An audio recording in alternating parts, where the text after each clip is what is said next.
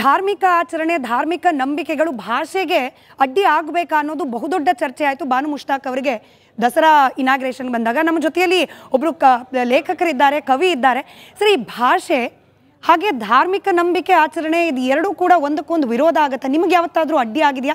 ಕನ್ನಡದಲ್ಲಿ ಬರಹಗಳನ್ನು ಬರೀಲಿಕ್ಕೆ, ಕವಿತೆಗಳನ್ನು ಬರೀಲಿಕ್ಕೆ ಯಾವತ್ತಾರು ಅಡ್ಡಿ ಆಗಿದೆಯಾ? ಸಿರಿಗನ್ನಡಂ ಗೆಲ್ಗೆ ಸಿರಿಗನ್ನಡಂ ಬಾಳ್ಗೆ, ಕನ್ನಡವೇ ಸತ್ಯ ಕನ್ನಡವೇ ನಿತ್ಯ. ಮೊಟ್ಟ ಮೊದಲನೆಯದಾಗಿ ಕರ್ನಾಟಕದ ಸಮಸ್ತ ಕನ್ನಡ ಬಂಧುಗಳಿಗೆ ನನ್ನ ಹೃದಯ ತುಂಬಿದ ಶುಭಾಶಯಗಳನ್ನು ತಿಳಿಸುತ್ತಾ, ನಾನು ನಿಜವಾಗಿಯೂ ಹೇಳಬೇಕಂದ್ರೆ ಕನ್ನಡದಲ್ಲಿ ಮಾತನಾಡುವುದು, ಕನ್ನಡದಲ್ಲಿ ಬರೆಯುವುದು ನನ್ನ ನಿಜವಾಗಲೂ ಪುಣ್ಯ ಅಂತೂ ನಾನಂತೂ ಭಾವಿಸಿದ್ದೀನಿ. ನನಗೆ ಈವರೆಗೂ ಕನ್ನಡದಲ್ಲಿ ಬರೆಯುವುದರಿಂದ ಯಾರೂ ಕೂಡ ವಿರೋಧ ವ್ಯಕ್ತಪಡಿಸಿಲ್ಲ. ನನ್ನ ಕೈಯನ್ನು ಬಲಪಡಿಸಿದ್ದಾರೆ ಕನ್ನಡದಲ್ಲಿ ಬರೆಯುವುದಕ್ಕೆ.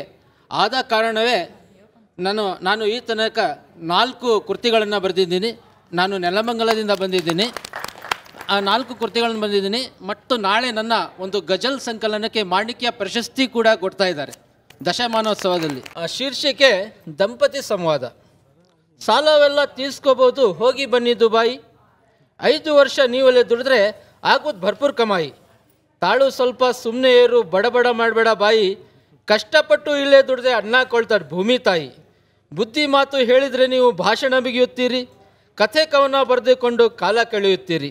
ಹೆಂಡತಿ ಮಕ್ಕಳಿಗೆ ಸಾಕ್ತಿದ್ದೀನಿ ತಾಳ್ಮೆ ಸಹನೆ ಮೀರಿ, ಬೆವರು ಸುರಿಸಿ ದುಡಿತಿದ್ದೀನಿ ನಾನಲ್ಲ ಸೋಮೇರಿ. ಪಕ್ಕದ ಮನೆಯ ಶಾರದಮ್ಮನಿಗೆ ಎಷ್ಟೈತೆ ಬಂಗಾರ ನೋಡಿ, ದಿವಸ ಹೊಸ ಸೀರೆ ಗಂಡನಿಗೆ ಮಾಡ್ಯಾಳ ನೋಡಿ. ಅವ್ರ ಬಗ್ಗೆ ಯಾಕೆ ಹೇಳ್ತೀಯ ನನಗೆ ಕಾಡಿ ಕಾಡಿ, ಇದ್ದಿದ್ರಲ್ಲೇ ತೃಪ್ತಿ ಪಡ್ಕೊ ನಿನಗೆ ಏನಾಗಿದೆ ದಾಡಿ. ದುಬೈಗೆ ನೀವು ಹೋಗಿ ಬಂದರೆ ಎಂಜಾಯ್ ಮಾಡ್ಬೋದಲ್ರಿ, ದೊಡ್ಡದೊಂದು ಬಂಗ್ಲೆ ಕಟ್ಕೊಂಡು ಹಾಯಾಗಿರ್ಬೋದಲ್ರಿ. ತಿಂಗಳಿಗೆ ಲಕ್ಷ ಸಿಕ್ತಿತ್ತಂದ್ರು ಬಿಡಲಾರೆ ಕನ್ನಡ ತಾಯಿ, ಕನ್ನಡಾಂಬೆ ಮಡಲು ಬಿಟ್ಟು ಹೋಗ್ಲಾರೆ ದುಬಾಯಿ. ಕನ್ನಡವೆಂದು ಬಡ್ಕೊಳ್ತೀರಿ, ಏನೇನು ಪಡ್ಕೊಂಡಿರಿ, ಕನ್ನಡದಲ್ಲಿ ಬರೆದು ಏನೇನು ಮಾಡ್ಕೊಂಡಿರಿ. ಕನ್ನಡದಲ್ಲಿ ಪದವಾಡ್ತೀನಿ, ಆನಂದ ಪಡ್ತೀನಿ, ಕನ್ನಡ ನನಗೆ ಪಂಚ ಪ್ರಾಣ ಎಂದು ಸಾರಿ ಹೇಳ್ತೀನಿ. ನನಗೇನಾದರೂ ಬೈದರೂ ಸರಿಯೇ ಎಲ್ಲ ಸಹಿಸ್ಕೊಳ್ತೀನಿ, ಕನ್ನಡದ ಬಗ್ಗೆ ಲಘುವಾಡಿದರೆ ಕೆನ್ನೆಗೆ ಬಾರಿಸ್ತೀನಿ. ನಿಮ್ಮ ಕನ್ನಡ ಪ್ರೇಮದಲ್ಲಿ ನಾನೇ ಸೋತೆ ನೀವೇ ಗೆದ್ರಿ, ನನ್ನ ಮಂಕು ಬುದ್ಧಿಗೆ ನೀವು ಕನ್ನಡದ ಕಂಪು ಹರಿಸಿದ್ರಿ.